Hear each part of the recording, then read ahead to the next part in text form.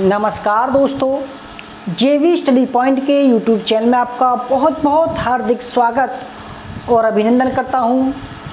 दोस्तों, net history, all state set history, assistant professor, PGT estate और PGT history का ये लाइव क्लास फर्स्ट है। ठीक है दोस्तों, ये हिस्ट्री का लाइव क्लास फर्स्ट है। तो नया बैच का ये डेमो क्लास फर्स्ट है। लगातार हम क्लास को कंटिन्यू करेंगे। ठीक है, तो दोस्तों हमारा उद्देश्य है अब की बार नेट जेआरएफ पार और जो भी आप टेस्ट दे रहे हैं वो भी पार।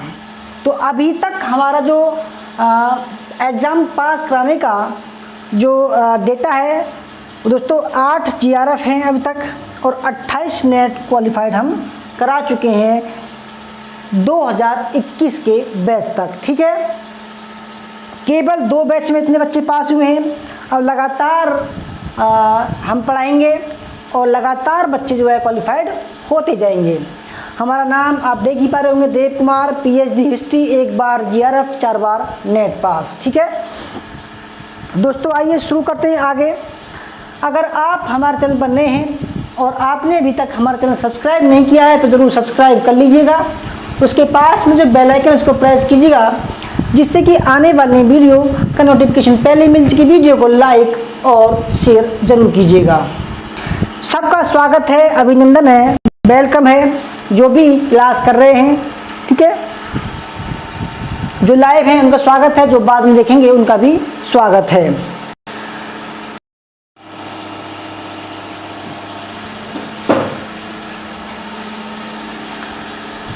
नमस्कार दोस्तों, जेवी स्टडी पॉइंट के यूट्यूब चैनल में आपका बहुत बहुत हार्दिक स्वागत और अभिनंदन करता हूं।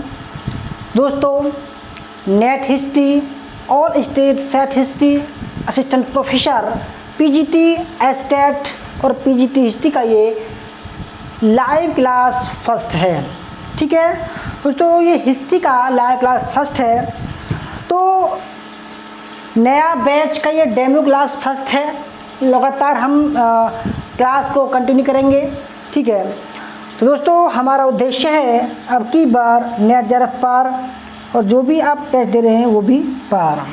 तो अभी तक हमारा जो एग्ज़ाम पास कराने का जो डेटा है वो दोस्तों 8 जीआरएफ हैं अभी तक और 28 नेट क्वालिफाइड हम करा चुके हैं 2021 के बैच तक। ठीक है, केवल 2 बैच में इतने बच्चे पास हुए हैं।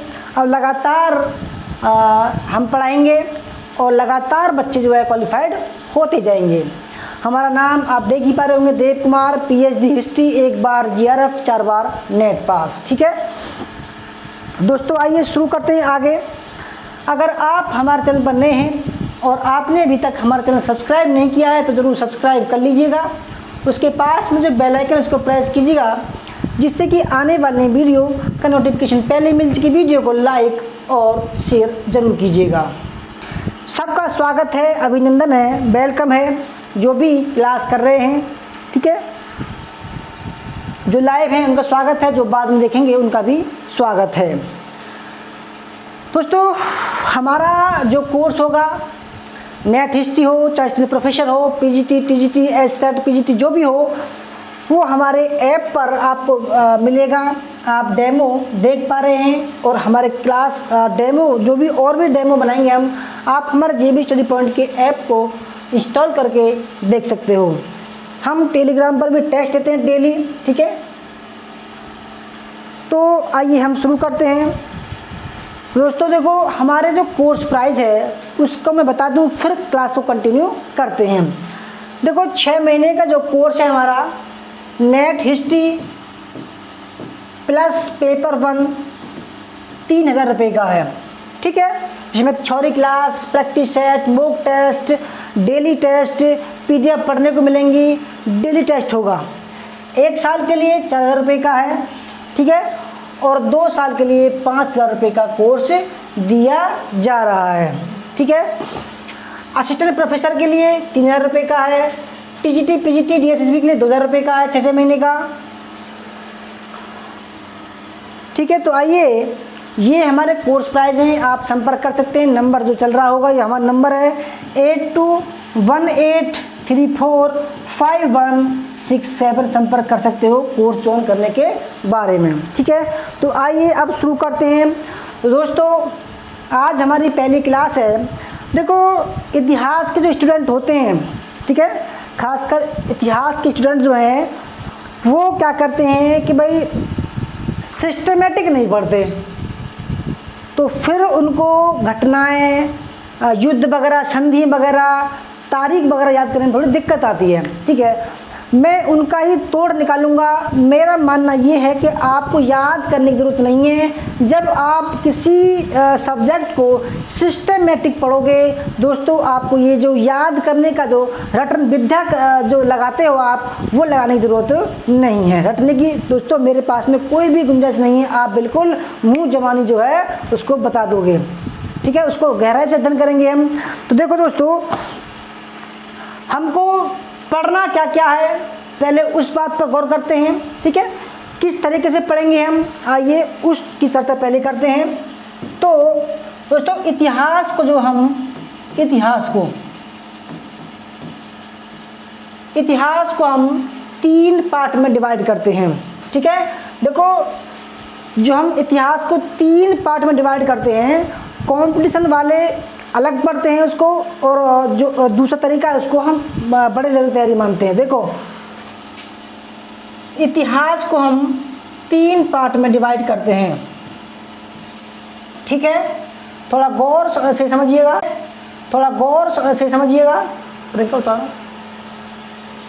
ठीक है, पहले का नाम है प्रागैतिहासिक।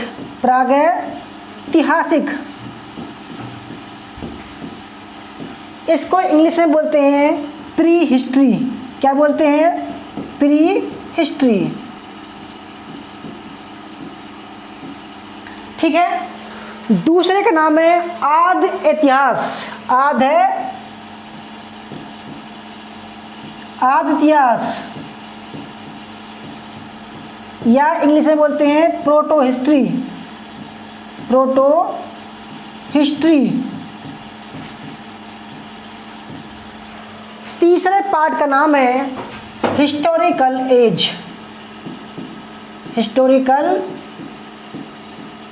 एज, यानी कि ऐतिहासिक काल। क्या है दोस्तों? ऐतिहासिक काल है। ठीक है, इन तीनों पार्ट को हम सब चीज़ आपको खोल के बताएंगे, किस तरीके से आपको क्या चीज़ पढ़नी है, क्या चीज़ आपको नहीं पढ़नी है। ठीक है,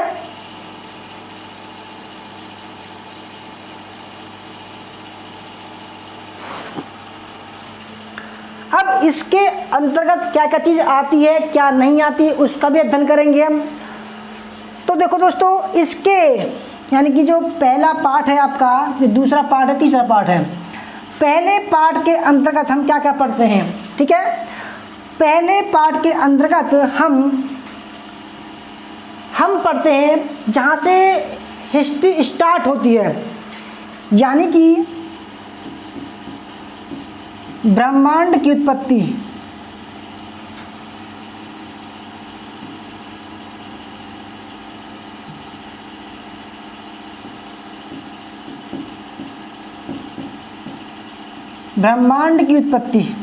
ठीक है,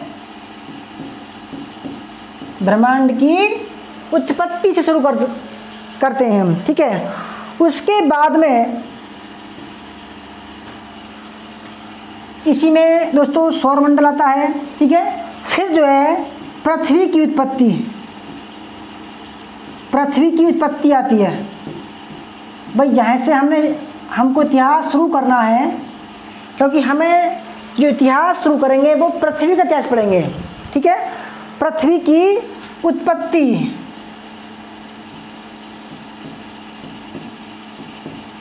ठीक है, पृथ्वी की उत्पत्ति।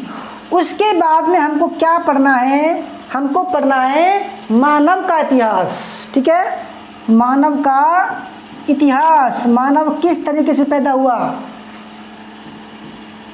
यह मानव का विकास, ठीक है दोस्तों, समझ पा रहे हैं आप? मानव का विकास पढ़ेंगे।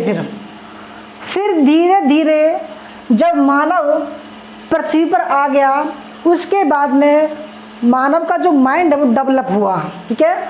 उसने पृथ्वी के वातावरण में अपने आप को ढाला, है ना, पृथ्वी के वातावरण अपने आप को ढाला, तो फिर उसको जो है कहते हैं काल में डिवाइड करते हैं, ठीक है। तो काल कौन सा था? वो था काल पाषाण काल।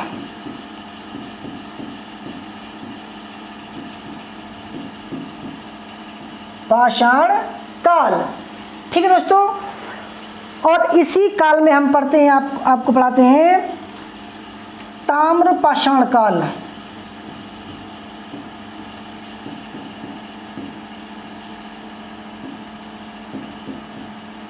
ठीक है, यहां तक हम प्रागैतिहासिक काल में पढ़ते हैं, ठीक है। सभी को बताऊंगा दोस्तों, एक एक चीज को आपको खोल के बताऊंगा, विस्तार पूर्वक बताऊंगा कि भाई आपको किस तरीके से पढ़ना है। ये बिल्कुल सिस्टमेटिक है, इसका काल भी बताऊंगा, ठीक है।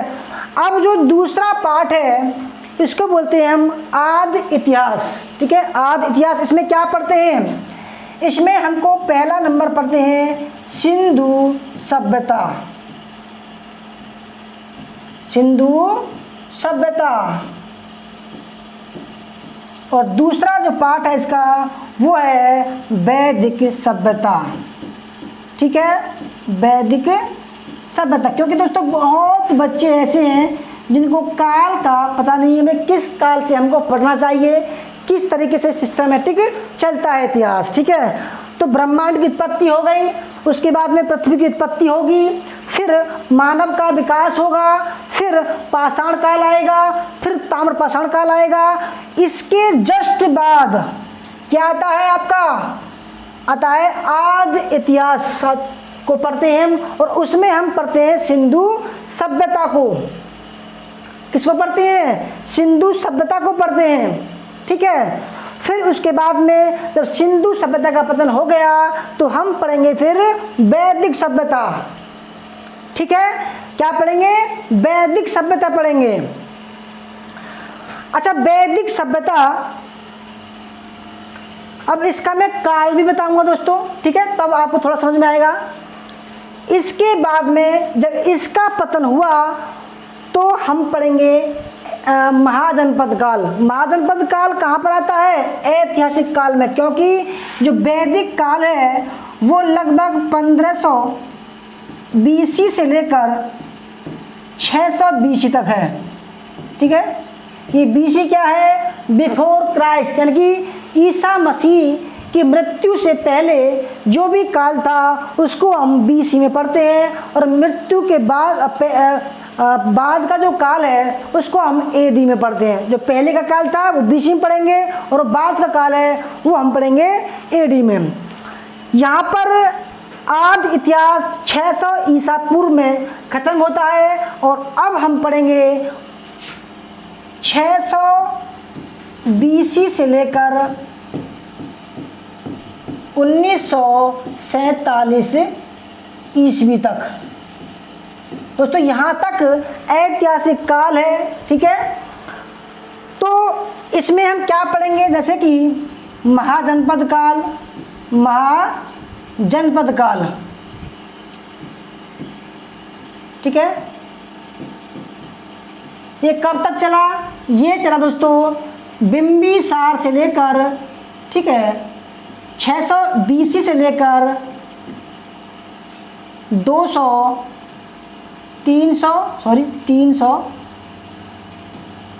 600 से लेकर 323 BC, यानी कि जब तक चला जब तक मौर्य काल का उदय हुआ, ठीक है। चंद्रगुप्त मौर्य तक चला।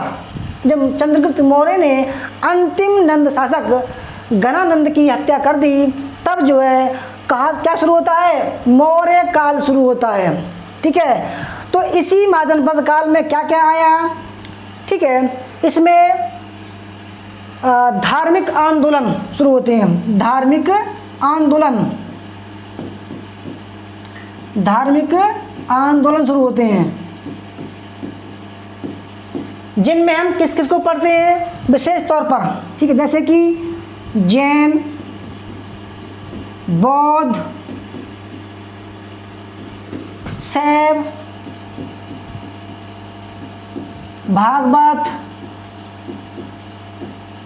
आजीवक,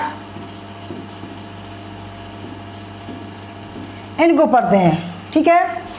इसके बाद में मौर्य काल पढ़ते हैं, मौर्य काल, ठीक है, जिसका जो काल था, इसका समय वो था 323 बीसी से लेकर 184 बीसी, ठीक है, 184 बीसी।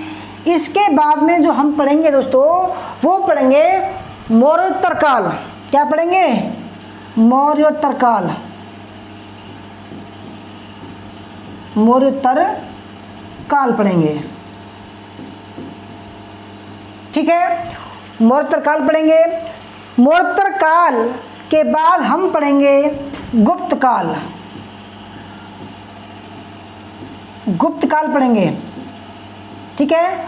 गुप्त काल के बाद में हमको पढ़ना है गुप्तोत्तर काल, गुप्तोत्तर काल, ठीक है दोस्तों। ये बिल्कुल सिस्टमेटिक तरीके से बता रहा हूँ आपको, क्योंकि आपको काल की गणना करने में दिक्कत आती है। गुप्तोत्तर काल, इसके बाद में, यानी कि ये जो काल था यहीं पे ख़त्म हो गया, ठीक है। इसके बाद में एक नया काल, ठीक है। इसके बाद दोस्तों आता है राजपूत काल, राजपूत काल, ठीक है। और इसके बाद में हम पढ़ेंगे मध्यकाल, मध्यकाल में पहुंचेंगे हम। इसका जो समय है वो 1206 से लेकर 1707 ईस्वी तक है, ठीक। और इसके बाद में पढ़ेंगे हम आधुनिक काल,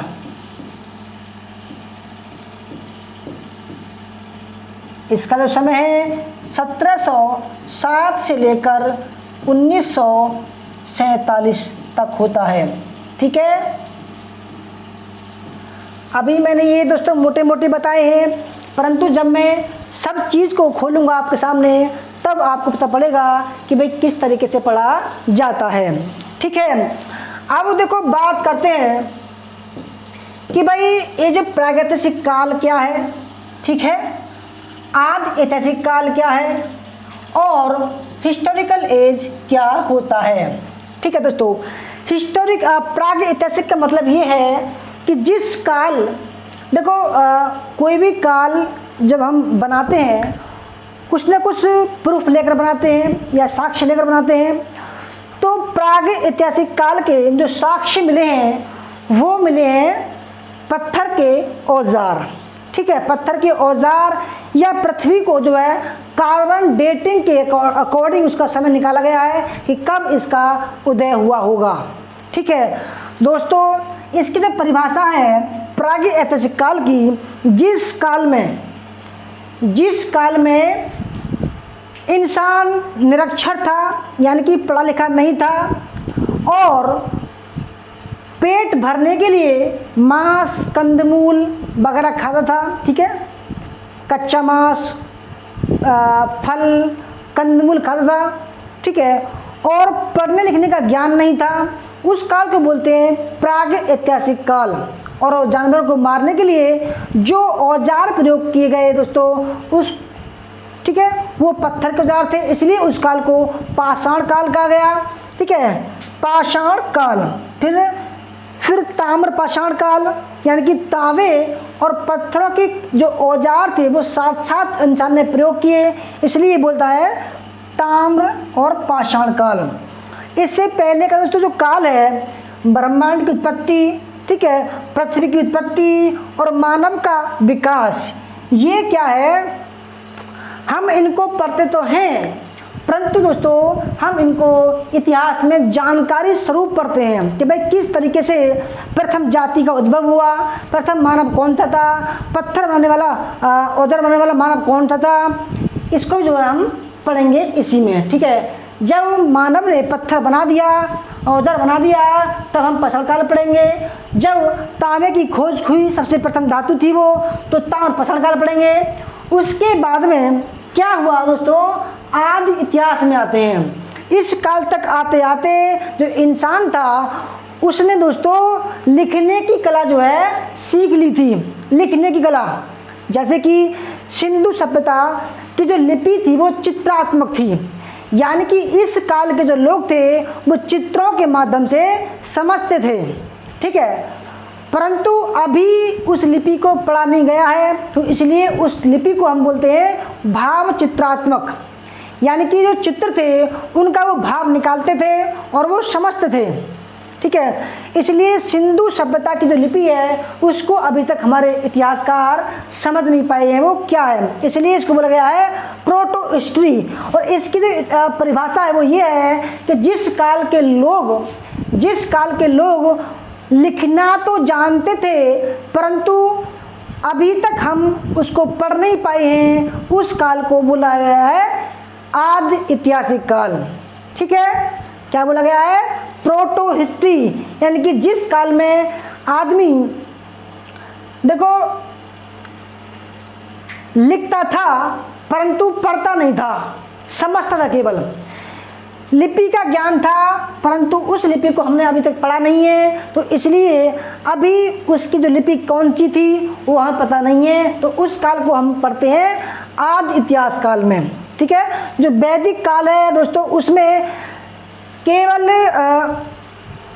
समझने का ज्ञान था, और जो ऋग्वेद है, ठीक है, जो भी ऋग्वेद है, जो भी वेद हैं दोस्तों वो श्रुति थे, यानी कि एक गुरु अपने शिष्य को सिखाता है और वो शिष्य अपने शिष्य को सिखाते हैं, यानी कि अभी लिखने का ज्ञान नहीं था, अभी लिखने का ज्ञान नहीं था इस काल में भी, केवल समझने वाला ज्ञान था, यानी कि श्रुति, यानी कि कंठस्थ विद्या थी। यहाँ पर कंठस्थ विद्या थी, यहाँ लिखने और पढ़ने का ज्ञान अभी नहीं था, केवल दोस्तों श्रुति के माध्यम से लोग पढ़ते थे।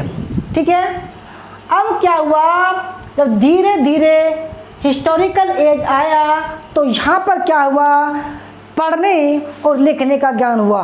ठीक है, इस काल की जो लिपि है उसको हमारे इतिहासकारों ने पढ़ा भी है और लिखा भी है ऐसी की, तो इसको बोला गया है ऐतिहासिक काल। जो काल पढ़ना लिखना जानता था, जिसकी लिपि को हमारे इतिहासकारों ने पढ़ा है, वो काल कहलाता है ऐतिहासिक काल। जैसे कि ये काल शुरू होता है 600 ईसा पूर्व से 1947 ईस्वी तक। ठीक है, आपको मैंने बताया दोस्तों हम इस तरीके से पढ़ेंगे। अभी मैं क्या करूँगा दोस्तों, जब इन टॉपिकों को लूँगा तो इन टॉपिकों के बारे में विस्तार से हम खोल कर बताएंगे। ठीक है, अब देखो हम बात करते हैं कि भाई इन चीज़ों का हमें पता कैसे लगा। तो दोस्तों इतिहास को पढ़ने के लिए हम सबसे पहले देखो बात करते हैं कि भाई स्रोतों के बारे में। ठीक है, स्रोत हमारे कितने होते हैं, इतिहास को जानने के स्रोत। ठीक है,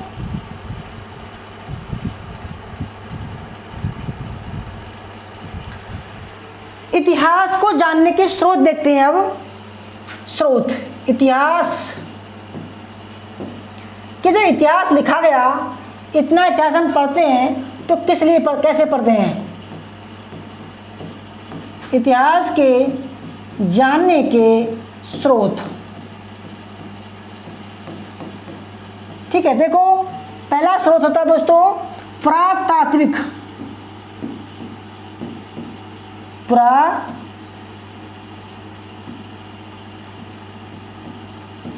तात्विक।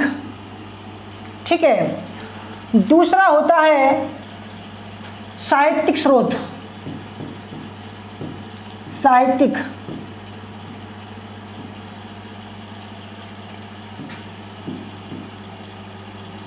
और तीसरा है दोस्तों विदेशियों के विवरण, विदेशी यात्रियों के विवरण।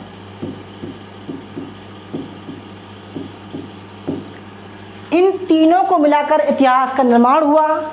जैसे कि दोस्तों मैंने बताया कि भाई जो पाषाण काल था उस काल के जो लोग थे वो पत्थर का यूज करते थे। अब कहीं कहीं पर इतिहासकारों को पत्थर की औजार जो है वो पाए गए हैं। अब कार्बन डेटिंग पद्धति के अनुसार उसका पता लगाया गया कि भाई ये किस काल के औजार थे। तब दोस्तों उससे हम इतिहास की जानकारी प्राप्त करते हैं। जैसे कि कोई कुल्हाड़ी प्राप्त हुई है तो उससे अंदाजा लगाया है कि भाई ये जो औजार था ये पशुओं को मारने के लिए या पेड़ों को काटने के लिए था। ठीक है, तो इस तरीके से दोस्तों क्या है कि भाई धीरे धीरे इतिहास की कड़ी जुड़ती गई। ठीक है, और इतिहासकार जो है वो इतिहास को लिखते गए। देखो पुरातत्व में हम क्या क्या पढ़ते हैं, जैसे कि अभिलेख, ठीक है, सिक्के,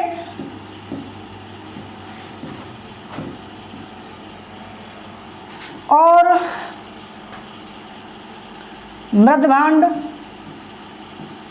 यानी कि किसी भी काल के लोग जब बर्तन वगैरह अपने खाने पीने की जो वस्तुएं जिसमें रखते थे उसका प्रयोग करते थे, उसका पता लगाया है। जैसे कि चम्मच है, कटोरा है ना, भगोना है, उनका जब प्रयोग किया उनका पता लगाया गया कि भाई किस काल के हैं, किस लिए प्रयोग करते होंगे। तो इस तरीके से इतिहासकारों ने लिखा है।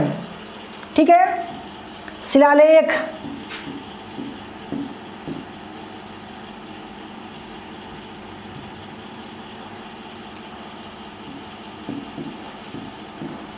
स्तूप, विहार, मंदिर, ठीक है,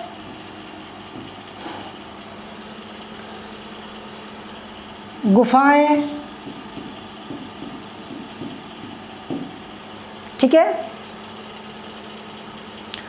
अब साहित्य की बात करें तो इनमें ग्रंथ आते हैं, ग्रंथ जिनमें वेद, उपनिषद, आरण्यक, ठीक है, पुराण और बौद्ध ग्रंथ,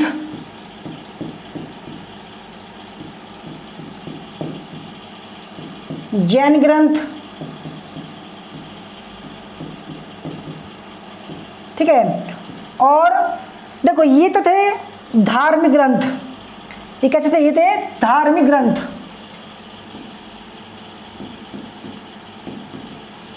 और कुछ थे अधार्मिक, जैसे कि कौटिल्य का अर्थशास्त्र हुआ, पाणिनि की अष्टाध्यायी हुई, ठीक है। ये कैसे थे, ये थे अलौकिक ग्रंथ यानी कि अधार्मिक ग्रंथ, जिनसे क्या पता लगता है, उस काल की सामाजिक स्थिति के बारे में, आर्थिक स्थिति के बारे में, ठीक है, और धार्मिक स्थिति के बारे में हमें पता लगता है कि भाई उस काल के लोग किस तरीके से रहते थे, किस तरीके से खाते थे, क्या पीते थे, क्या घटनाएं घटी उस काल में, ठीक है। जैसे कि अर्थशास्त्र हुआ, अष्टाध्यायी हुआ, अष्टाध्यायी, ठीक है, एटसेट्रा। इसके बाद जो तीसरा स्रोत है वो है विदेशी यात्रियों के विवरण। देखो दोस्तों, हेरोडोटस इतिहास के पिता हैं, उन्होंने इतिहास को लिखा, ठीक है, यानी कि ये इतिहास नहीं लिखा, उन्होंने इतिहास की शुरुआत की। तो विदेशी कौन कौन से आए, जिनकी जो पुस्तकें हैं, जिनके ग्रंथ हैं, उनसे भारत के बारे में जानकारी मिलती है। जैसे कि मेगास्थनीज की इंडिका हुई, ठीक है, इंडिका, मेगास्थनीज की इंडिका हुई, ठीक है। और फायान आया, फायान,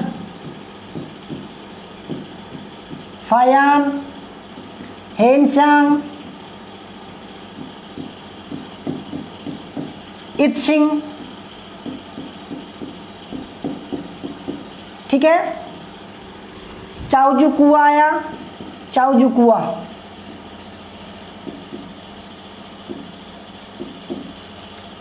मार्को पोलो आया,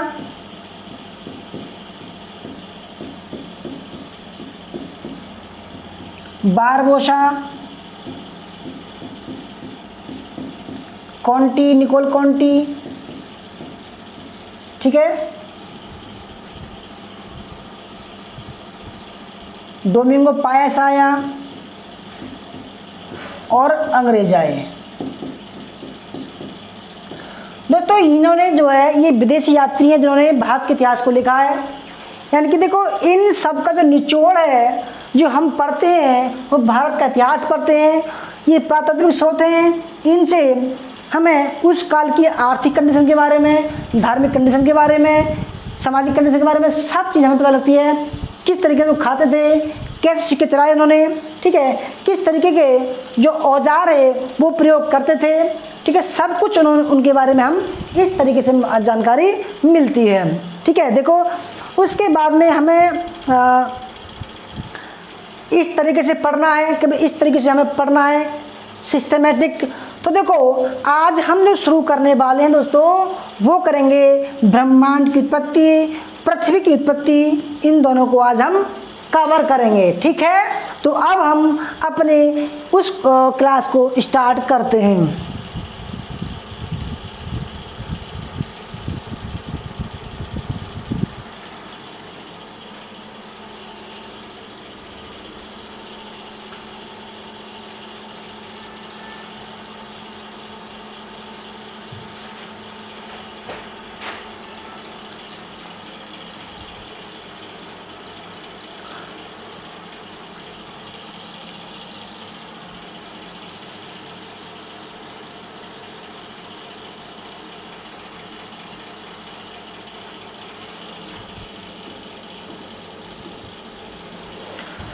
फ्रेंड्स देखिए अभी मैंने बताया आपको इतिहास जो है 3 पार्ट में डिवाइड है, प्रागैतिहासिक ऐतिहासिक काल, आदि ऐतिहासिक काल और ऐतिहासिक काल, ठीक है। अब देखो कुछ स्टूडेंट ऐसे होते हैं जो पढ़ते हैं प्राचीन इतिहास, मध्यकालीन इतिहास और आधुनिक इतिहास। तो आइए उसको भी देख लेते हैं एक बार। इतिहास कि भाई वो क्या चीज़ है, इतिहास, ठीक है। कुछ स्टूडेंट ऐसे होते हैं कि भाई उनको ये मेथड पता है, तो इतिहास को वो 3 कलम डिवाइड करते हैं, ठीक है। प्राचीन, मध्यकालीन और आधुनिक काल। ये 3 काल ऐसे हैं दोस्तों जो कुछ स्टूडेंट इनको समझते हैं, ठीक है। प्राचीन काल,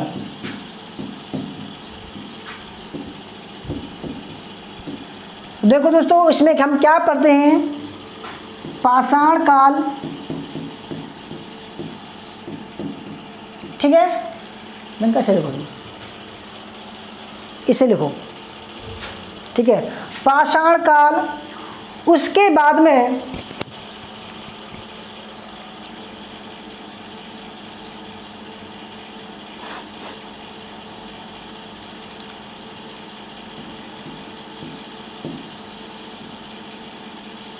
सिंधु सभ्यता, ठीक है। इसके बाद वैदिक सभ्यता, वैदिक काल, महाजनपद काल,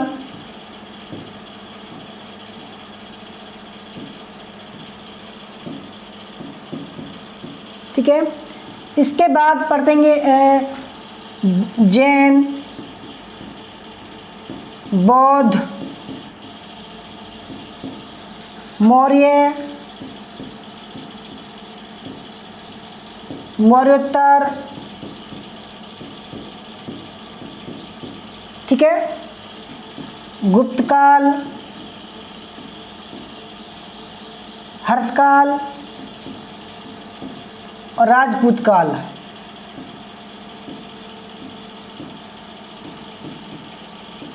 देखो दोस्तों ये काल जो है वो 1206 तक चलता है। ठीक है, यानी कि 5 लाख से 1206 AD, 5 लाख BC से। ठीक है, 5 लाख BC से लेकर 1206 AD पड़ता है, इसलिए प्राचीन काल को सबसे बड़ा काल माना जाता है। ठीक है, राजपूत काल जो है वो 1206 तक मानते हैं। ठीक है, अब जो मध्यकालीन इतिहास है दोस्तों, उसको हम 2 काल में डिवाइड करते हैं। कौन से काल है वो 2 काल? प्रियंका, अगर कुछ पूछना हो पूछ लेना। ठीक है, तो जो मध्यकाल है उसको भी हम 2 पार्ट में डिवाइड करते हैं। पहले मध्यकाल का समय देख लेते हैं।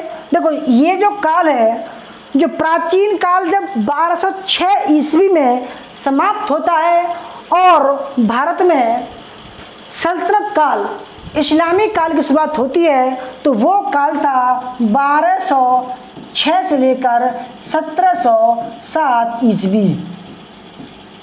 ठीक है, तो मध्य काल को हम 2 पार्ट में डिवाइड करते हैं। पहले का नाम है सल्तनत काल। सल्तनत काल, ये काल कहाँ से शुरू होता है? यानी कि जहाँ से प्राचीन काल खत्म होता है, 1206 से लेकर 1526 ईस्वी तक। ठीक है, यानी कि जो मध्यकालीन भारत का जो प्रथम काल है, जो प्रथम पार्ट है, वो 1206 से लेकर 1526 तक चलता है। ठीक है, अब जो दूसरा पार्ट है उसको बोलते हैं मुगल काल। क्या बोलते हैं? मुगल काल। ठीक है, मुगल काल है।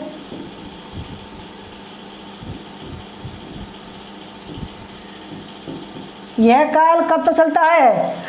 यानी कि पानीपत के प्रथम युद्ध से जब बाबर भारत पर आक्रमण करता है और यहाँ के राजाओं को नेस्तनाबूद कर देता है, इब्राहिम लोदी को पानीपत के प्रथम युद्ध में हराता है, तो दोस्तों वह भारत में मुगल वंश की स्थापना करता है। ठीक है, यानी कि 1526 से लेकर 1707 तक इतिहासकार इसको मानते हैं।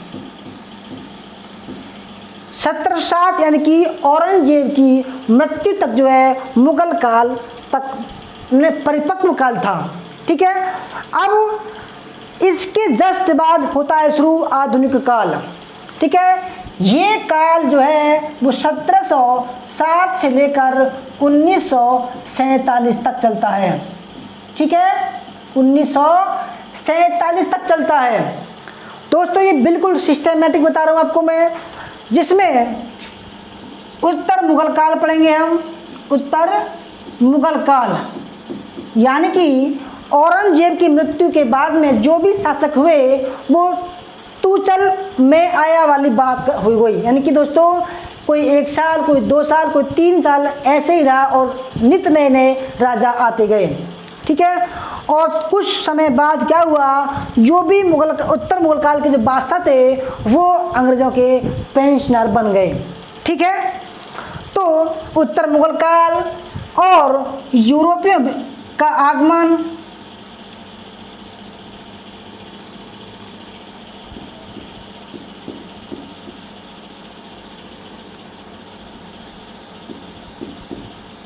यूरोपियों का आगमन, ठीक है, ब्रिटिश सत्ता,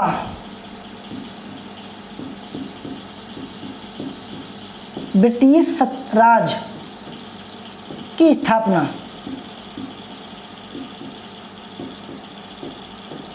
1947 तक। ठीक है दोस्तों, इस तरीके से हम पूरे इतिहास को कवर करेंगे। तो जो भी कंपटीशन वाले स्टूडेंट हैं वो इस तरीके से पढ़िएगा। ठीक है, जो भी बड़े एग्जाम की तैयारी कर रहे हैं वो प्रागैतिहासिक काल को भी याद रखिएगा, आदि इतिहास को याद रखिएगा और ऐतिहासिक काल को भी याद रखिएगा।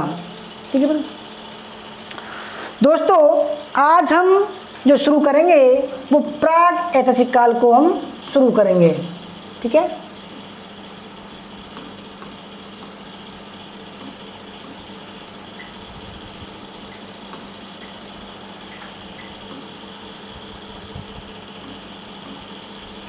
तो देखो यहाँ से हम चलेंगे क्योंकि हमारा जो एग्जाम है बड़े लेवल का है, तो हम शुरू करेंगे आज ब्रह्मांड की उत्पत्ति। दोस्तों ब्रह्मांड की उत्पत्ति, देखो जिस तरीके से आप ये चित्र देख पा रहे हैं, ये सूरज है, सूर्य, ये क्या है, सूर्य है। ठीक है, ये ब्रह्मांड का एक छोटा सा पार्ट है। तो दोस्तों आप ये मानिए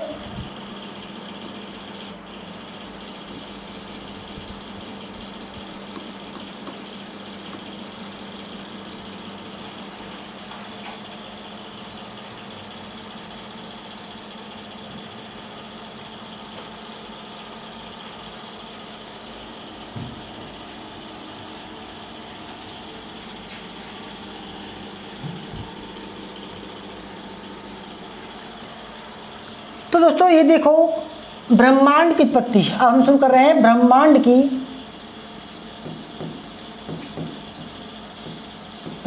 की उत्पत्ति।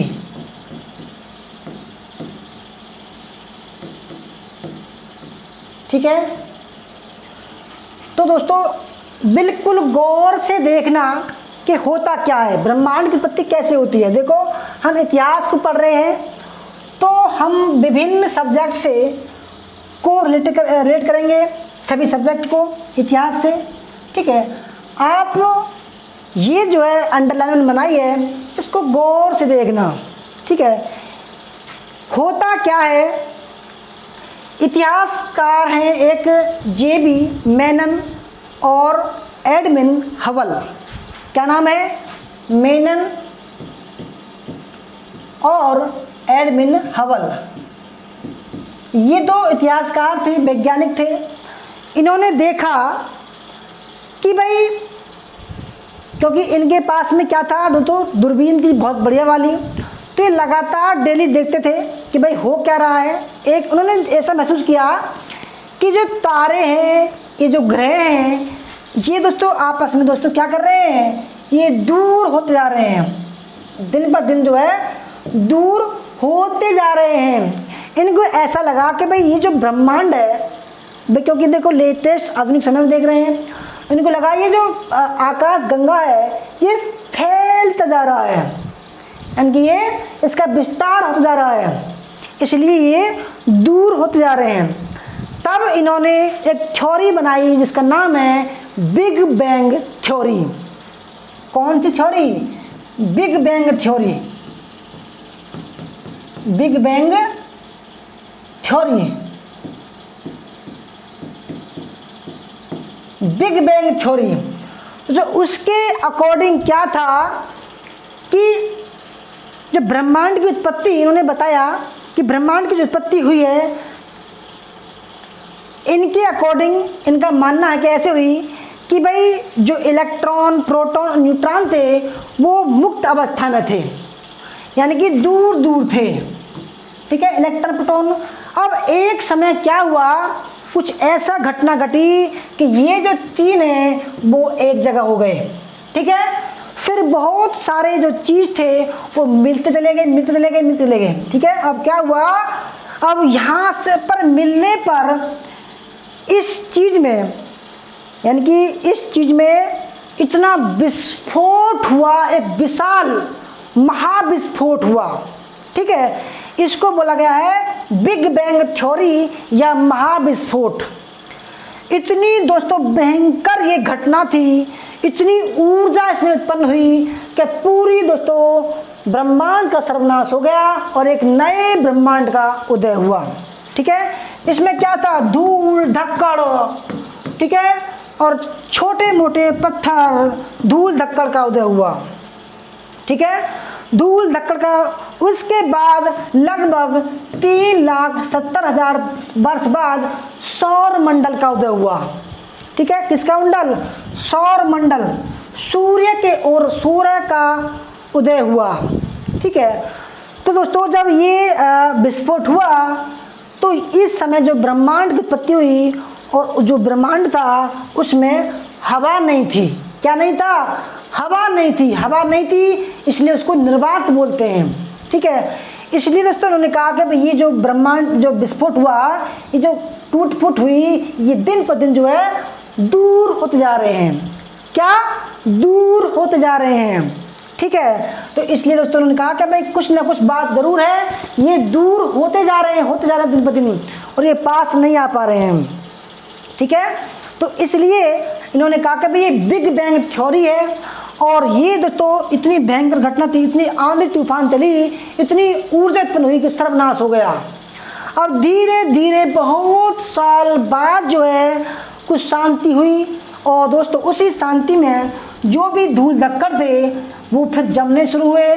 ठीक है, हीलियम, प्रोटियम सब चीज़ जो है गैस मिली, तो क्या हुआ, एक ऐसे ग्रह का निर्माण हुआ इसमें जो हीलियम है वो न्यूट्रॉन है दोस्तों मिल गए। ठीक है, तो इसलिए बोला गया है कि जो सूर्य था, सूर्य के अंदर दोस्तों नाभिकीय संलयन होता है, यानी कि जो वो हीलियम गैस है वो न्यूट्रॉन से टकराती हैं, आपस में टकराती हैं, तो क्या होता है, नाभिक संलयन होता है। और नाभिक संलयन होता है तो इतनी भयंकर दोस्तों, इतनी भयंकर जो है ऊर्जा उत्पन्न होती है कि हमें ऐसा महसूस होता है दोस्तों कि धूप निकल रही है, जबकि उसमें जो है आग लग रही है। ठीक है, तो अब हम इसी सूर्य से अपनी कहानी को शुरू करते हैं। ठीक है, अभी हमने ब्रह्मांड की उत्पत्ति पढ़ी, अब हम शुरू करेंगे दोस्तों। अब हम शुरू करने वाले हैं क्या भला,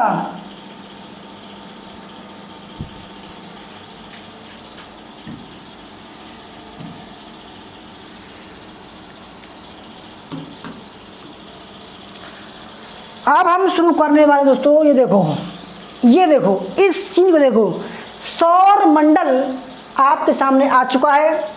ठीक है, ये सूर्य है, यहाँ पर हीलियम और न्यूट्रॉन की बमबारी हो रही है, आपस में टकरा रहे हैं, तो क्या हो रहा, ऊर्जा उत्पन्न हो रही है।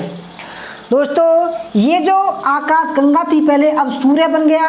ठीक है, अब ये क्या हुआ, अपनी धुरी पर घूमने लगा, इतनी तेज घूमने लगा कि अब जो आप ये सफ़ेद सफ़ेद लाइन देख पा रहे हैं, ये क्या है, ये इसकी एक परवलय लाइन है, परवलय, यानी कि दोस्तों ये जो इतनी तेज गति से घूम रहा है कि बड़ी से बड़े ग्रह को भी अपने हवा के लपेटे में ले लेगा।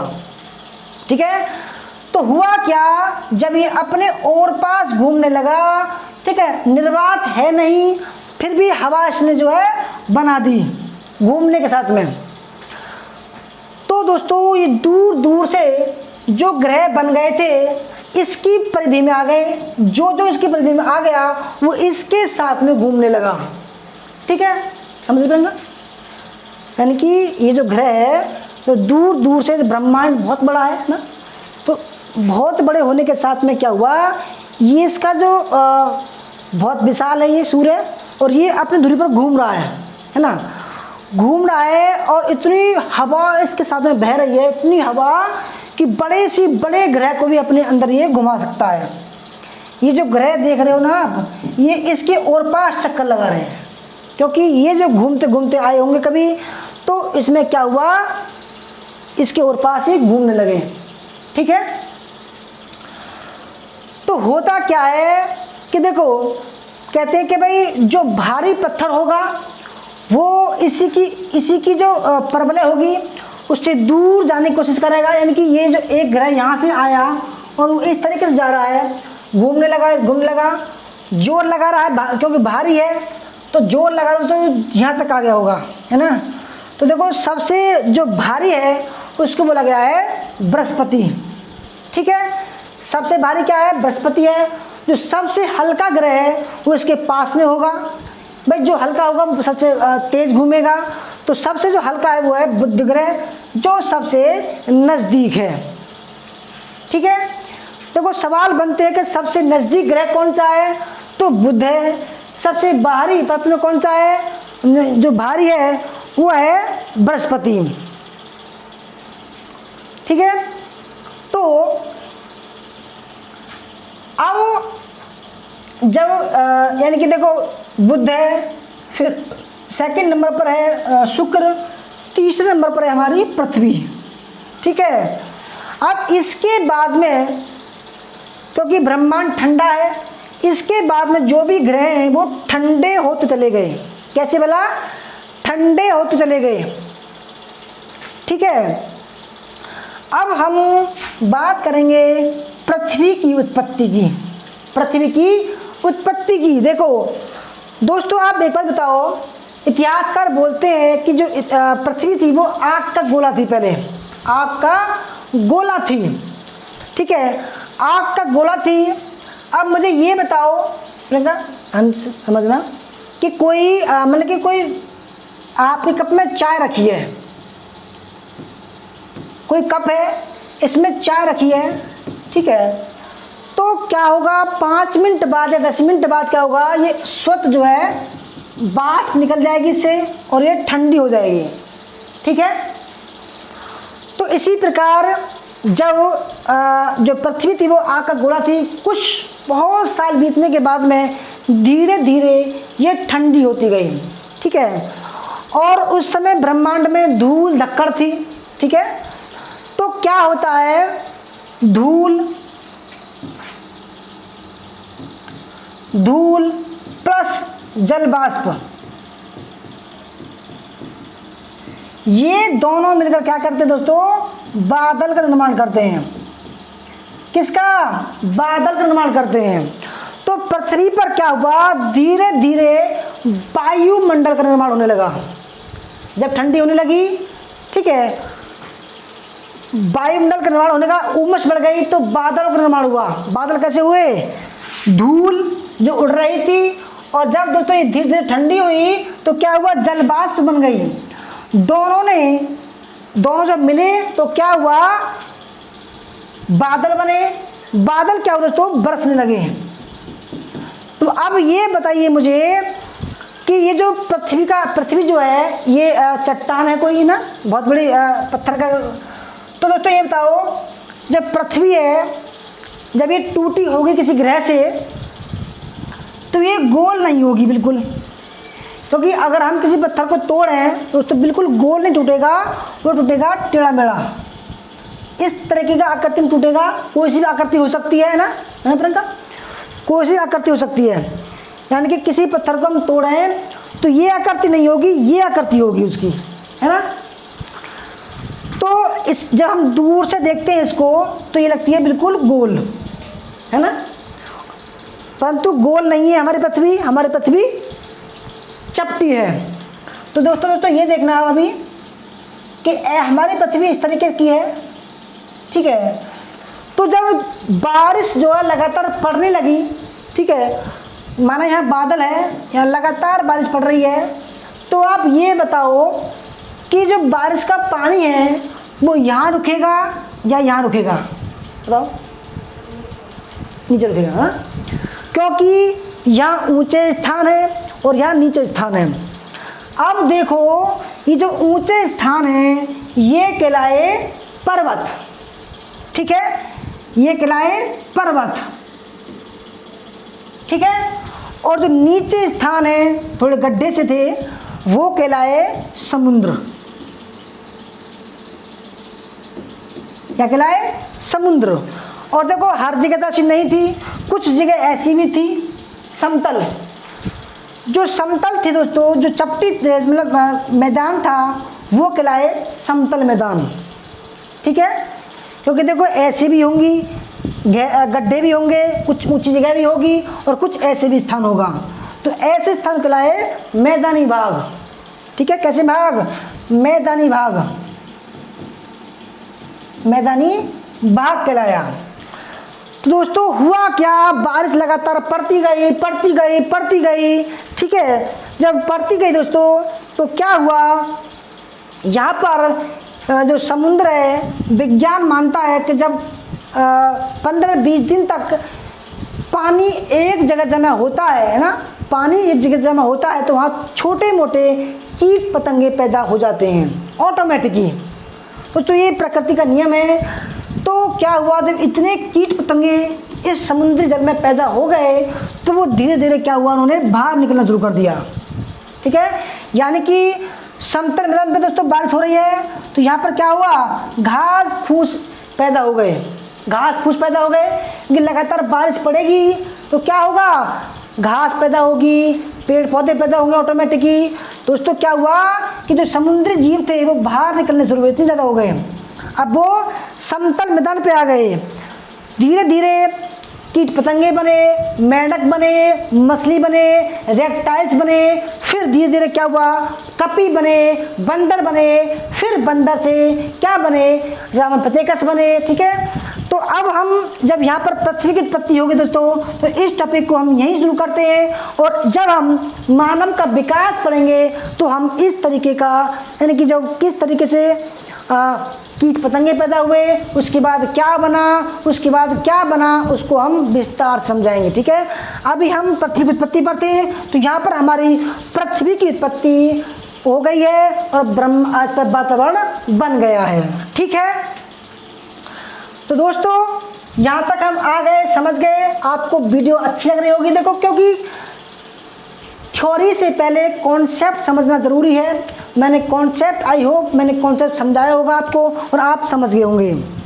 तो देखो अब हम शुरू करते हैं। हमने बताया था आपको पृथ्वी की उत्पत्ति। ठीक है दोस्तों, तो पृथ्वी की उत्पत्ति कैसे हुई, ठीक है, मैंने बताया आपको कि इस पर क्या हुआ। देखो यहाँ क्या है, आप देख पा रहे होंगे, ये क्या है, समुद्र है, क्योंकि हमारी पृथ्वी के 70% स्थान पर जल है, यानी कि समुद्र है, और 30% लगभग क्या है, समतल मैदान, मैदान और पहाड़ हैं। ठीक है दोस्तों, ये देखो आप, ब्रह्मांड है ये वाला, ये पृथ्वी है, ये अपने ध्रुव पर घूम रही है। ठीक है, और सूर्य के चारों ओर चक्कर लगा रही है। तो इस पर जब पृथ्वी की उत्पत्ति हो गई तब हम इसके बाद पढ़ते हैं काल, यानी कि कब से कब तक ये बिना मानव के चलती रही।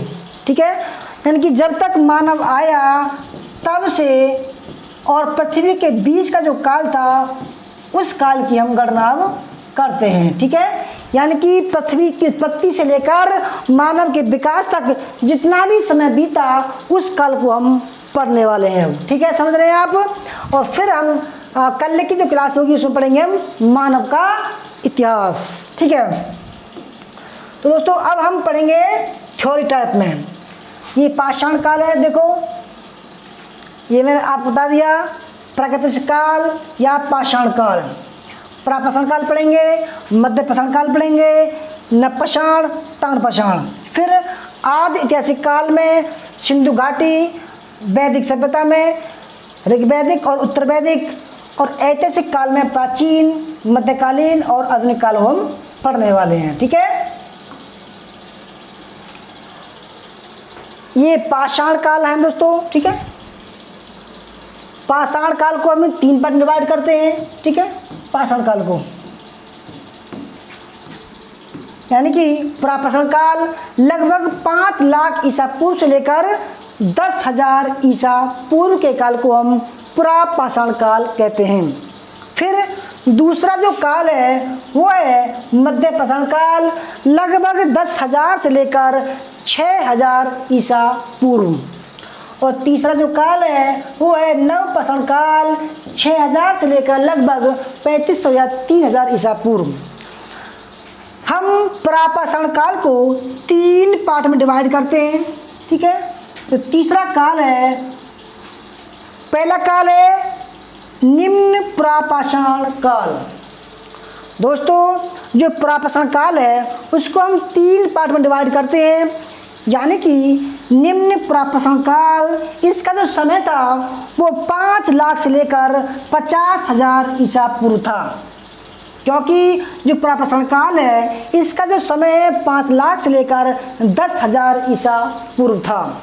ठीक है, और जो इसका जो पहला पाठ है वो निम्न प्राप्रसारण काल, इसका जो समय है वो 5 लाख ईसा पूर्व से लेकर 50,000 ईसा पूर्व। इस काल का जो मानव था वो जो औजार प्रयोग करता था वो हस्त कुठार, विदाणी और क्लीवर था। इसके बाद में जो दूसरा काल आया मध्य प्राप्रसारण काल, ये 50,000 से लेकर 40,000 ईसा पूर्व लगभग था, और इस काल का जो औजार था वो था सल्क उद्योग का औजार सल्क। फिर तीसरा जो काल आया उच्च प्राप्रसारण काल, और ये जो काल था वो 40,000 से लेकर 10,000 ईसा पूर्व था। इस काल के जो औजार थे वो सल्क एवं फलक, ब्लेड एवं ब्यूरन नामक औजार थे। ठीक है, कैसे? सल्क एवं फलक, इसलिए इसको फलक उद्योग भी बोलते हैं, ब्लेड एवं ब्यूरन। जो पाषाण काल का दूसरा जो काल था मध्य पाषाण काल, ये 10,000 से लेकर 6,000 ईसा पूर्व था, और जो तीसरा जो काल था नवपाषाण काल का वो 6,000 से लेकर 3500 ईसा पूर्व था। ठीक है, ये मैंने बाद का बताया है क्योंकि अभी हमें पढ़ना है उस काल का, यानी कि पृथ्वी की उत्पत्ति से लेकर पाषाण काल के बीच में जो भी काल मानव उत्पन्न हुआ। ठीक है, मानव की उत्पत्ति से लेकर और पृथ्वी की उत्पत्ति के बीच का जो काल था उसको हम पढ़ना है। तो फ्रेंड देखो, अलग अलग अब हम थ्योरी रूप में पढ़ेंगे।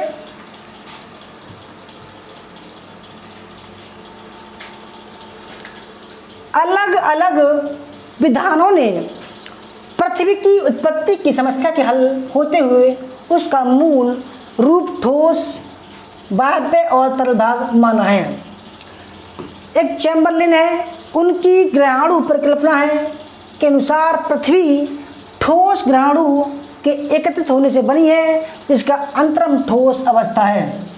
ठीक है, एक चैम्बरलिन वैज्ञानिक है, उन्होंने बताया है ज्वारीय परिकल्पना, यानी कि पृथ्वी की उत्पत्ति की ज्वारीय परिकल्पना क्या है, जो जेम्स जीन ने प्रतिपादित की थी, जो जेफ्रीज ने उसमें करेक्शन किया।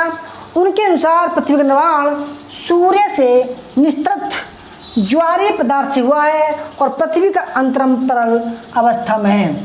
ठीक है, तीसरा है लाप्लास। लाप्लास वैज्ञानिक हैं जो वायव्य न्याहारिका परिकल्पना के प्रतिपादक हैं के अनुसार पृथ्वी का अंतरल तरल है, यानी कि उन्होंने कहा कि जो पृथ्वी के अंदर का भाग है वो तरल है, लावा है। न्याहारिका परिकल्पना के अनुसार पृथ्वी की उत्पत्ति गैस से बनी न्याहारिका से मान जाती है, जो इस बात का प्रमाण है कि पृथ्वी के अंतरम को वायव्य व्यवस्था में मानते हैं। ऐसा ही किसने कहा है? जोफ्रीज ने कहा है। दोस्तों देखो, मैंने बताया कि जब पृथ्वी की उत्पत्ति हुई और मानव उस पर पहली बार आया, उस काल तक आते आते बहुत साल बीत गए थे।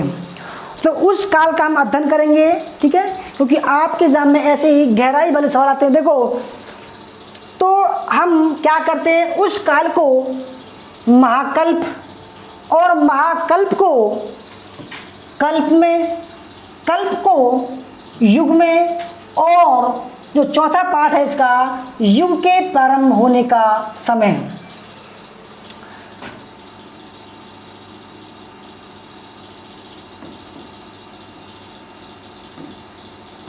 प्रारंभिक काल।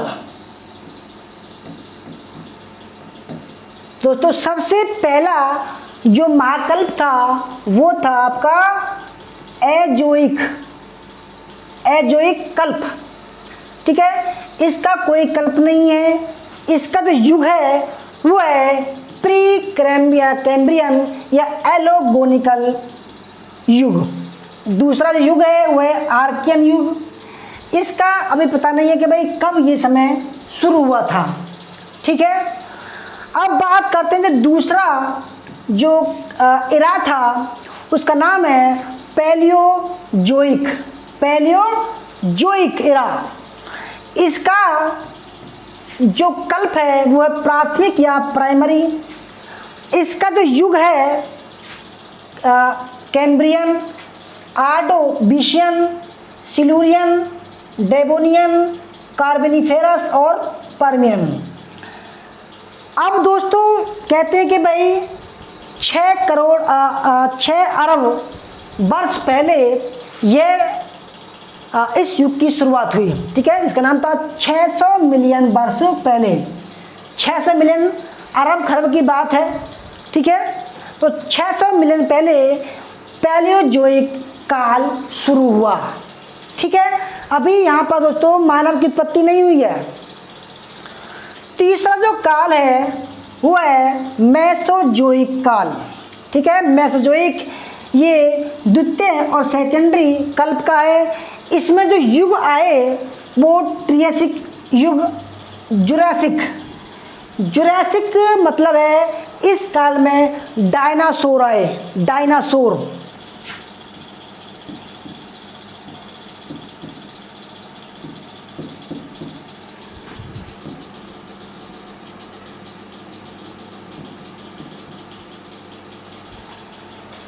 क्रीटेशस, यह काल 250 मिलियन यानी कि दोस्तों ये लगभग 250 करोड़ वर्ष पहले होगा। ठीक है, चौथा जो काल आया उसका नाम था सेनोजोइक काल। यह तृतीयक और टर्शियर कल्प का था। इसमें जो युग आए इयोसीन युग, एलिगोसीन युग, मायोसीन युग और प्लासीन युग। ठीक है, यह जो काल था लगभग 70 मिलियन वर्ष पहले था, 70 लाख वर्ष पहले था। ठीक है, अब पांचवा जो कल्प एरा आया उसका नियोजोइक एरा, नियोजोइक चौथे काल का ये क्वार्टरनी। ठीक है, इसमें जो युग आए वो प्लीस्टोसीन युग आए और होलोसीन युग। यहाँ पर क्या हुआ, इस सर्वाधिक नवीन था। और यहाँ पर दोस्तों क्या हुआ, प्लासीन में मानव की उत्पत्ति शुरू होती है, मानव का उत्पत्ति शुरू होती है। ये लगभग 1 मिलियन 10 लाख वर्ष पूर्व था लगभग। ठीक है,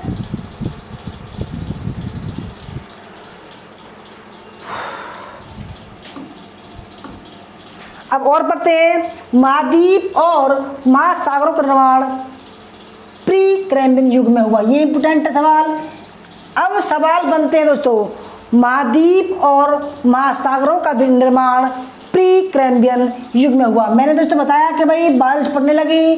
ठीक है, जब बारिश पड़ने लगी तो वो क्या कहलाया, प्री कैम्ब्रियन युग। जब बारिश पड़ रही है और जो ऊंचे स्थान है वहाँ पर पानी जमा नहीं हो सकता, नीचे स्थान पर पानी जमा हुआ, बहुत पानी भर गया, तो वहाँ क्या हुआ, महाद्वीप और महासागरों का निर्माण हुआ। ठीक है, किस काल में हुआ, किस युग में हुआ, प्री कैम्ब्रियन युग में हुआ। महाद्वीपीय विस्थापन सिद्धांत के अनुसार प्रारंभ में पृथ्वी का संपूर्ण स्थलखंड एक वृहद भूखंड के रूप में एकत्रित था, यानी कुछ भी नहीं था उस पर। इसे पेंजिया कहा जाता है। पेंजिया के चारों तरफ विस्तृत जलीय भाग को पेंथालासा कहा जाता है। पेंजिया का निर्माण एजोइक महाकल्प में हुआ, एजोइक महाकल्प में हुआ। उसके बाद कार्बोनिफेरस युग में पेंजिया का विभाजन शुरू हो गया। उत्प्लावक व गुरुत्वीय बल के कारण पेंजिया 2 भागों में बट गया दोस्तों, यानी कि पृथ्वी का जो गुरुत्वाकर्षण बल है अब जो है बनना शुरू हुआ बहुत तेज गति से। इसके उत्तरी भाग को लॉरेंसिया और दक्षिणी भाग को गोंडवाना लैंड बोलते हैं। जो भारत है दोस्तों वो गोंडवाना लैंड का एक पार्ट है। इन दोनों भागों के मध्य पाए जाने वाले जलीय भाग को टेथिस सागर के नाम से जाना जाता है। जुरासिक युग में गोंडवाना लैंड भी प्रायद्वीपीय भारत, मेडागास्कर, ऑस्ट्रेलिया और अंटार्कटिका भागों में हो गया है, जो गोंडवाना लैंड है। ठीक है, सिल्यूरियन युग को रीढ़ वाले जीवों के युग के नाम से जाना जाता है, यानी कि दोस्तों इसमें क्या हुआ, इसमें रीढ़ वाले जानवर उत्पन्न हो गए। आधुनिक मानव या होमो सैपियंस की उत्पत्ति क्वाटरनरी युग में हुई। ठीक है, किस युग में? क्वाटरनरी में। देखो क्वाटरनरी में, प्लेस्टोसीन होलोसीन युग में। जुरैसिक को डायनासोर का युग के नाम से भी जाना जाता है और क्रीटेशस युग में डायनासोर विलुप्त हो गए। ठीक है, देखो दोस्तों, मैंने आपको बताया कि जो जुरैसिक था इसमें क्या हुआ, डायनासोर आ गए और क्रीटेशस में क्या हुआ, डायनासोर विलुप्त हो गए। ठीक है, स्थल पर जीवन की शुरुआत सिल्यूरियन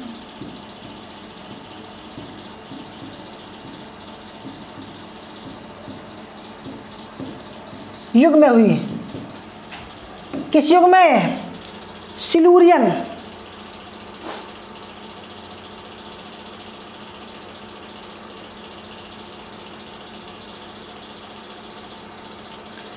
इस युग में। ठीक है, स्थल पर जो जीवन की शुरुआत हुई वो सिल्यूरियन युग में हुई। ठीक है, कोशिका बनी होगी दोस्तों। ठीक है, उस समय।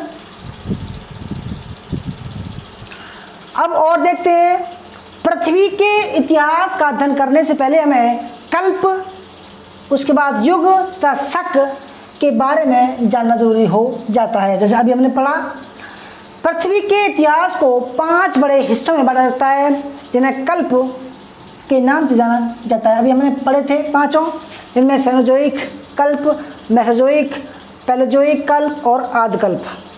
ठीक है, इसके बाद हमने पढ़ा कल्पों को फिर युगों में बांटते हैं। ठीक है, युगों में युग कौन कौन से हैं? प्रथम युग, द्वितीय युग, तृतीय युग या चतुर्थ युग, क्वार्टर युग। इन युगों को भी छोटे छोटे भागों में विभाजित किया जाता है। ठीक है, इन्हें शक के नाम से जाना जाता है। पृथ्वी के संपूर्ण इतिहास की जानकारी नीचे आने वाली व्याख्याओं में पूरी हो जाती है।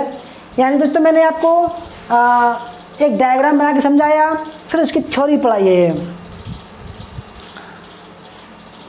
देखो दोस्तों, अभी मैंने पढ़ा था कि भाई महाकल्प है ना, फिर कल्प पढ़ा था, फिर युग पढ़ा था, फिर युग के प्रारंभ होने का समय। अभी जो मैंने थ्योरी पढ़ाई थी आपको, एजोइक अम्ल पहला, पैलेजोइक दूसरा, तीसरा मेसोजोइक, चौथा सेनोजोइक और 5वां है नियोजोइक, यानी कि आदि इतिहास। ठीक है, इस तरीके से हमने पढ़ा। ये फिर कल्प आ गए, फिर युग आ गए, फिर उसका समय आ गया। जुरैसिक डायनासोर का उदय, क्रीटेशस डायनासोर का अंत, सिल्यूरियन जीवन की उत्पत्ति, जीवन की उत्पत्ति। ठीक है,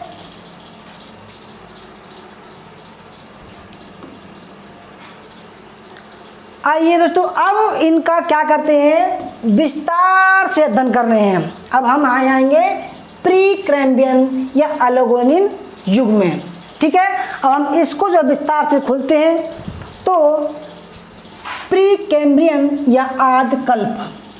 ठीक है दोस्तों, इसमें क्या क्या हुआ, जैसे कि इस दौरान पृथ्वी की भूप्रपट्टी का निर्माण हुआ। भूप्रपट्टी बोले तो जैसे कि ये पृथ्वी है, इसके जो ऊपर का जो भाग है उसको 1 फुट जो भाग होगा धरती का दोस्तों, उसमें जो उर्वरक क्षमता होगी, मट्टी होगी, उसको बोलते हैं भूप्रपट्टी। ठीक है, इस दौरान पृथ्वी की भूप्रपट्टी का निर्माण हुआ। इसके बाद बाष्प कण जो पृथ्वी की चारों तरफ फैले थे। मैंने आपको बताया कि जब पृथ्वी का निर्माण हुआ, पृथ्वी पर वायुमंडल बना, बादल बने, किस तरीके से बने, बाष्प कण जो पृथ्वी की चारों तरफ फैले थे संघनित होकर जल में बदल गए। ठीक है, फिर क्या कहलाए, ये जल बाष्प कहलाए। संभवतः पृथ्वी का बहुत सारा भाग मरुस्थल था। ठीक है, इस कल्प के अंदर केवल आग्नेय चट्टान नहीं पाई गई जो बाद में अवसादी और कायांतित चट्टानों में बदल गई। ठीक है, अब चट्टानों का निर्माण हो रहा है इसी काल में।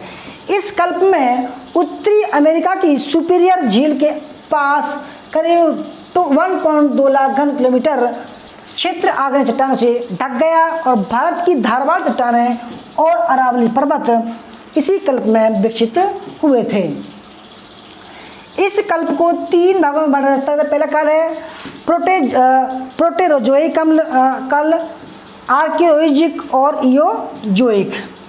ठीक है दोस्तों, जो ये पूर्व कैम्ब्रियन काल था उसको हमने 3 काल में डिवाइड किया, ये और ये। ठीक है,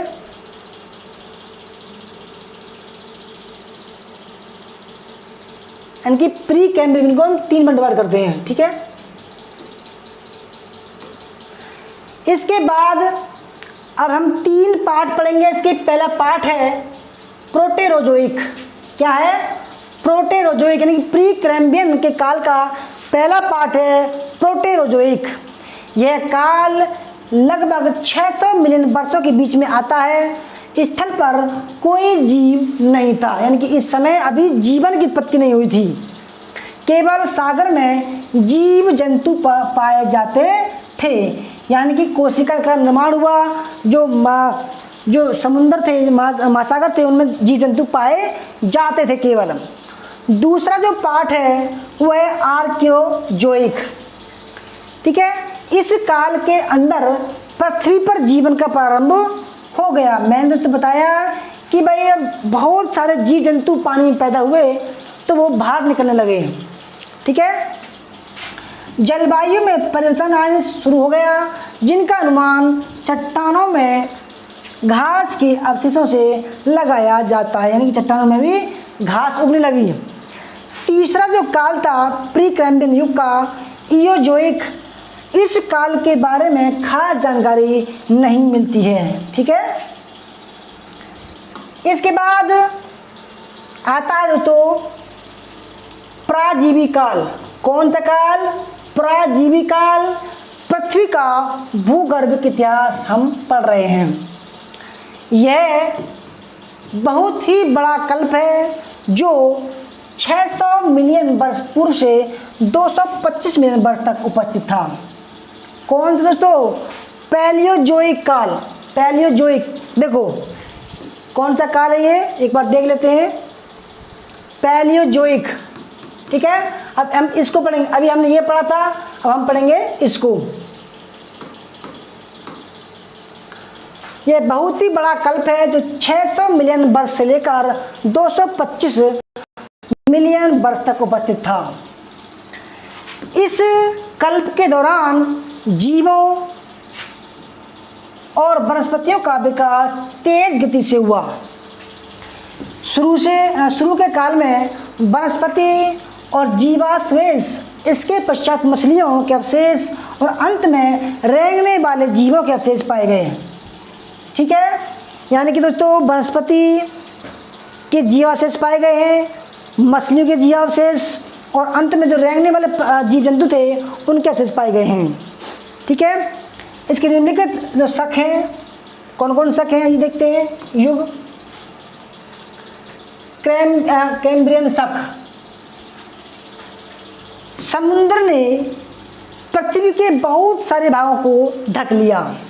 ये लगातार जब बारिश पड़ रही थी दोस्तों क्या हुआ, तो समुद्र ने पृथ्वी के बहुत सारे भागों को ढक रखा था। ठीक है, जलवायु शुष्क हो गई थी। जलवायु शुष्क हो गई थी, ज्वालामुखी प्रक्रिया शुरू हो गई थी। ठीक है, इस काल में क्या हुआ, ज्वालामुखी प्रक्रिया शुरू हो गई थी। यह समय 600 से 500 मिलियन वर्ष तक रहा। इसमें परतदार शैलों का विस्तार हुआ जो आज भी उपस्थित है। परतदार दोस्तों आप देख रहे होंगे, कभी भी देखना, जो चट्टानें होती हैं उनमें एकदम परत रहती है। जैसे मान चट्टान है ये, इसमें क्या होता है, परत, इस तरीके से परत रहती हैं कि भाई यहाँ पर कभी पानी रहा होगा। भारत का विंध्याचल पर्वत इसी युग की देन है।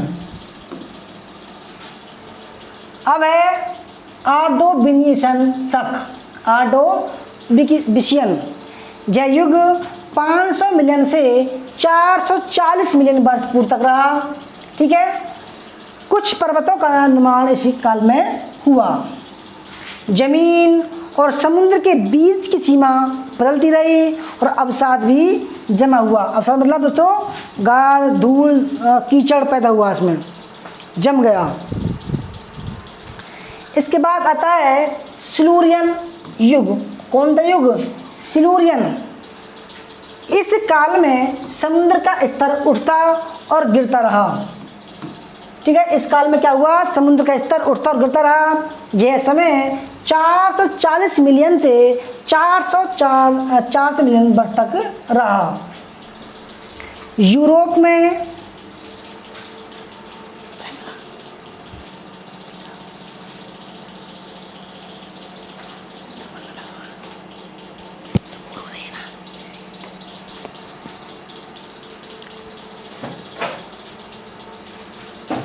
पानी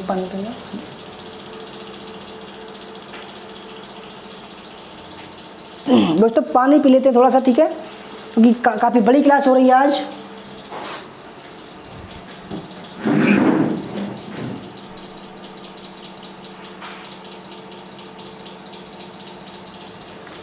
क्लास बड़ी हो रही है आज।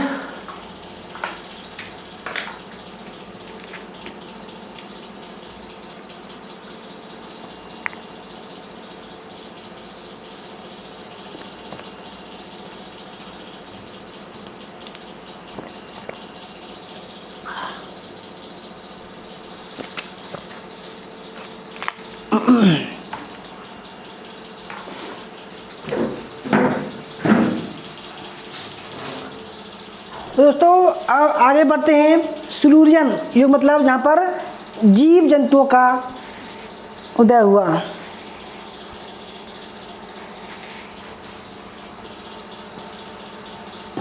स्थल पर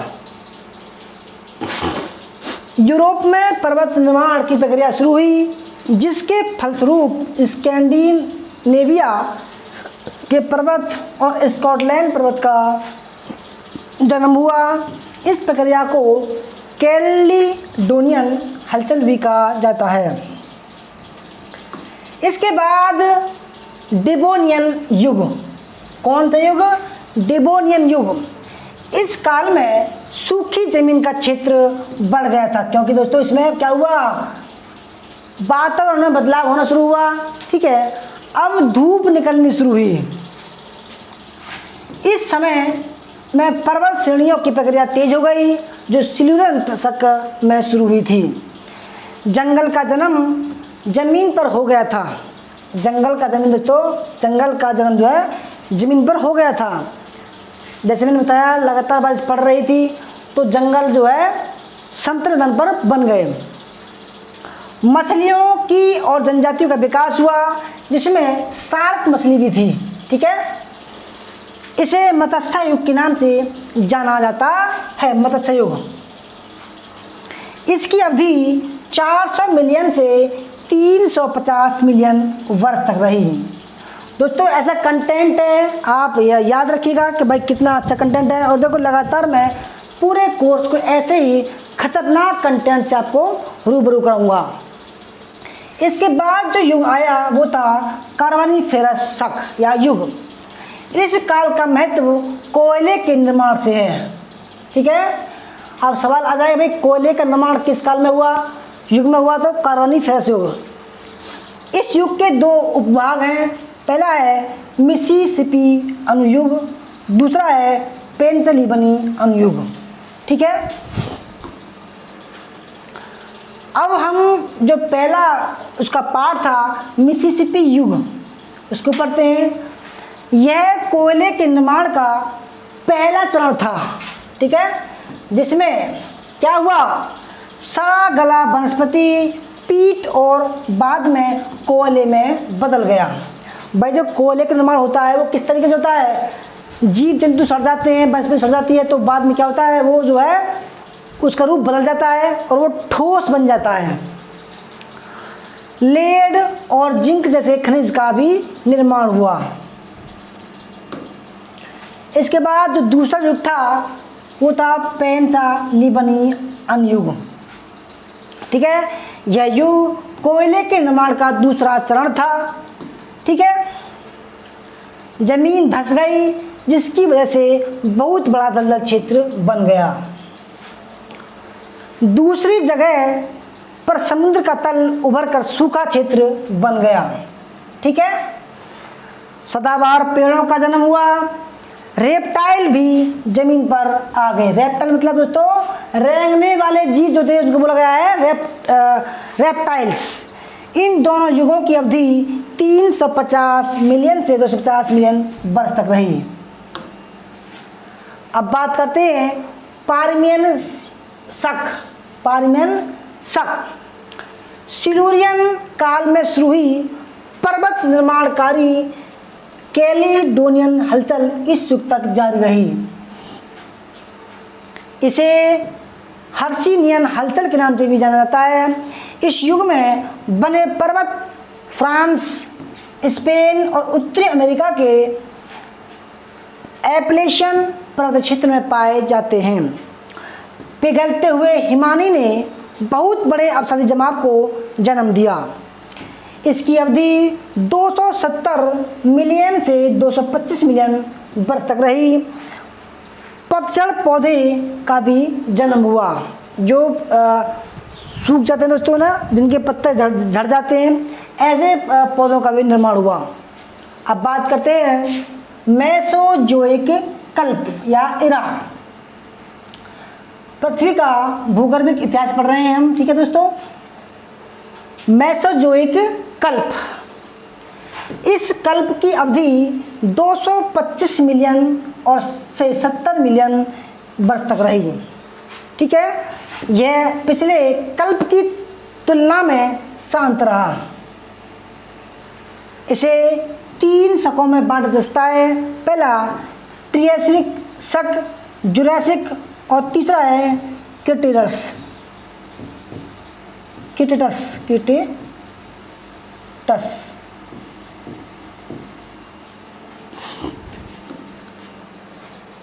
अब पहला हम जो शक पढ़ेंगे उसका वो है ट्रियासिक शक। इसकी अवधि 225 मिलियन से 125 मिलियन वर्ष थी।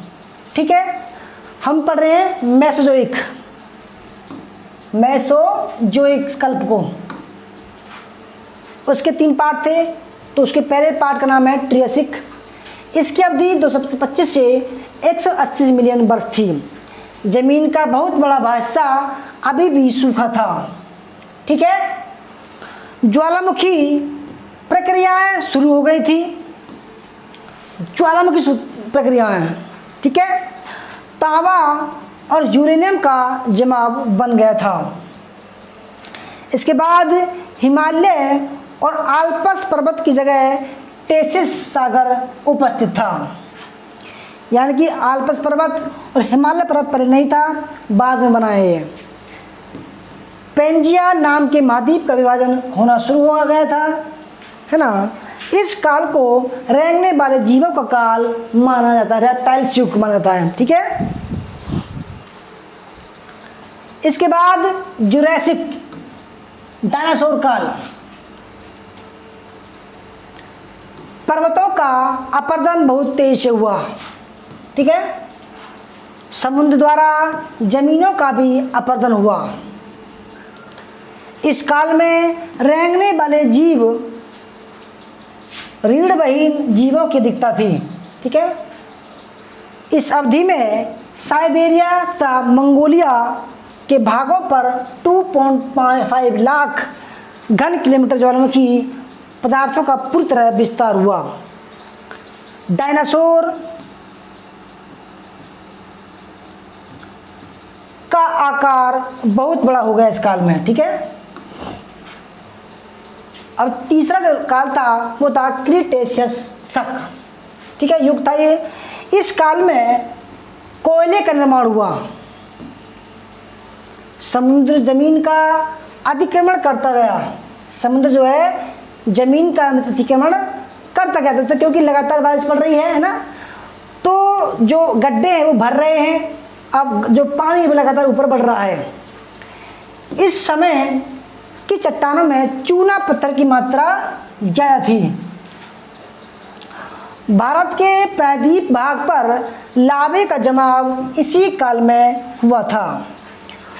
फूल वाले पौधों का भी विकास हुआ। इस युग में रेंगने वाले जीवों की बहुलता थी। अब बात करते तो सेनोजोइक कल्प। क्या?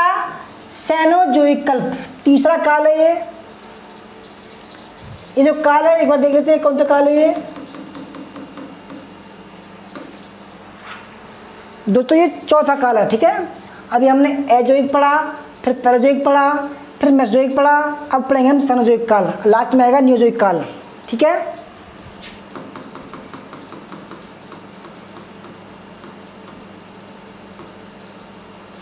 सेनोजोइक कल्प। इस अवधि की विशेषता यह है कि इसी काल में सबसे पहले दूध पिलाने वाले स्तनधारी जीवों का आगमन हुआ। याद रखिएगा, ये मोस्ट इंपोर्टेंट है। स्तनधारी जीवों का काल कौन सा था? सेनोजोइक काल। इसकी अवधि 70 मिलियन से 1 मिलियन वर्ष तक रही है, यानी कि 10 लाख वर्ष तक रही है। सेनोजोइक कल्प को टर्शियरी युग के नाम से भी जाना जाता है। इसके बाद आता है दोस्तों, क्योंकि इसी इरा में आता है पैलियोसीन युग, ठीक है। इसी अभी उसी में चल रहे हैं, जैसे मैंने बताया था इरा के बाद में फिर आता है कल्प, फिर युग। अब युग की बात कर रहे हैं तो पैलियोसीन युग। इस अवधि का विस्तार 70 मिलियन से 60 मिलियन वर्ष तक रहा। नई पर्वत श्रेणियाँ बनती रहीं। संसार के कुछ हिस्सों में उपजाऊ मिट्टी भूमि बन गई, ठीक है, उपजाऊ भूमि। डायनासोरस खत्म हो चुके थे। डायनासोर जो है वो खत्म हो चुके थे दोस्तों, यहाँ तक आते आते।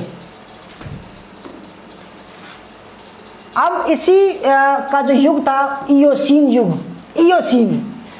इस अवधि में जमीन का नीचे धंसना व समुद्र द्वारा अतिक्रमण बढ़ता रहा, क्योंकि लगातार बारिश पड़ रही है। और दोस्तों क्या हुआ, जमीन जो नीचे धंस गई और समुद्र का विस्तार होता गया। अटलांटिक महासागरों ने अपना आज का आकार इसी समय ही धारण कर लिया था, ठीक है। अब बात करते हैं ओलिगोसीन युग की। अभी दोस्तों युग पर चल रहे हैं। इस अवधि में समुद्र जमीन से पीछे हट गया। पर्वत निर्माणकारी शक्तियां और ज्वालामुखी प्रक्रिया सक्रिय हो गई, जिससे हिमालय, आल्प्स तथा रॉकीज पर्वतमालाओं का विकास हुआ। इस युग का विस्तार 40 मिलियन से 25 मिलियन वर्ष तक रहा, ठीक है। अब आता है दोस्तों मायोसीन युग। मायोसीन, इस युग में समुद्र का जमीन से पीछे हटना जारी रहा। पर्वत निर्माणकारी शक्तियां और ज्वालामुखी प्रक्रियाएं और भी तेज हो गईं। फूल वाले पौधों का विकास आज की तरह के पौधों के साथ जैसा हो गया। इसकी अवधि 25 से 10 मिलियन वर्ष तक रही, ठीक है, 10 मिलियन। इसके बाद बात करते हैं दोस्तों प्लायोसीन युग। इस युग में पर्वत निर्माण का काम कम से कम हो गया। पृथ्वी ने अपना आकार ग्रहण कर लिया। जलवायु ठंडी हो गई थी, ठीक है दोस्तों। जलवायु क्या हो गया, ठंडी हो गई, क्योंकि लगातार बारिश पड़ रही थी तो जमीन भी ठंडी हो गई, तो जलवायु क्या होगा, ठंडा हो गया। इसकी अवधि 10 मिलियन वर्ष से 1 मिलियन वर्ष तक है। 1 मिलियन बराबर दोस्तों क्या होता है, 1 मिलियन बराबर 10 लाख, ठीक है। तो यहां पर 10 लाख तक आ गए हम, ठीक। अब जो चौथा जो शक है, चौथा शक, ठीक है, यह अवधि 10 लाख वर्ष से शुरू होकर अभी तक जारी है, ठीक है। इसे 2 युगों में बांटते हैं। पहला युग है प्लीस्टोसीन युग और आधुनिक युग। ठीक है, आइए देखते हैं इनको भी। तो सबसे पहले पढ़ते हैं प्लीस्टोसीन युग। इसे हिमयुग के नाम से जाना जाता है। ये दोस्तों यहाँ पर क्या हुआ, अब इतनी ठंडी हो गई कि बर्फ पड़ने लगी, बहुत हिमयुग आ गया ये। इस अवधि में तापमान कम होने के कारण करीब करीब सारे महाद्वीप बर्फ से ढक गए, जिसमें दक्षिणी अमेरिका, उत्तरी अमेरिका, यूरोप, एशिया, अंटार्कटिका और दक्षिणी अफ्रीका शामिल था, जो आज भी दोस्तों वहाँ पर बर्फ पड़ती है। अतः यह एक जलवायु परिवर्तन का समय था। यूरोप और उत्तरी अमेरिका में 4 छोटे छोटे हिमयुगों का आगमन हुआ। इन 4 युगों के बीच में शांत समय भी रहा। ठीक है, इस समय में दूध पिलाने वाले जीवों का बहुत अधिक विकास हुआ। उत्तरी अमेरिका की ग्रेट लेक्स का जन्म इसी समय में हुआ। ग्रेट यानी बड़ी झील का। तो दूसरा जो पार्ट है आधुनिक काल, आधुनिक युग। इस अवधि के अंदर बर्फ की चादर का आकार कम हो गया, क्योंकि गर्मी की वजह से बर्फ पिघल गई थी। क्योंकि दोस्तों अब इस युग में क्या हुआ, गर्मी शुरू हो गई, समुद्र की सतह ऊपर उठ गई और जमीन का अपरदन शुरू हो गया और उन सभी स्थलाकृतियों का विकास हुआ जिसे हम आज जानते हैं। ठीक है, यह काल आज से 10,000 वर्ष पहले शुरू हुआ था। इस काल के दौरान मेधावी मानव का उदय हुआ। ठीक है,